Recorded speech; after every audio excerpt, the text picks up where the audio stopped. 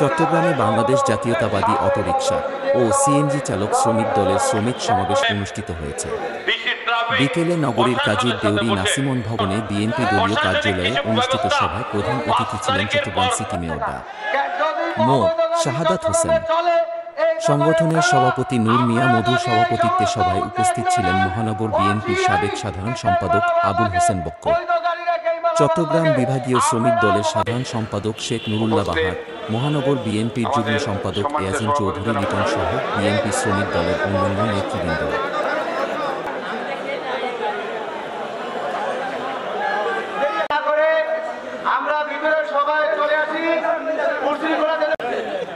আমাদের শ্রমিক নেতা নুরুল্লাহ বাহার ভাই যেহেতু আমার নাম ঘোষণা করেছে, আমি মনে করেছিলাম সংগ্রামী সভাপতি, সংগঠনের সভাপতি, সবার বাইরে রাস্তায় যারা এই গাড়ি নিয়ে ড্রাইভার বাসাতে এই বিসমিল্লাহির রহমানির রহিম।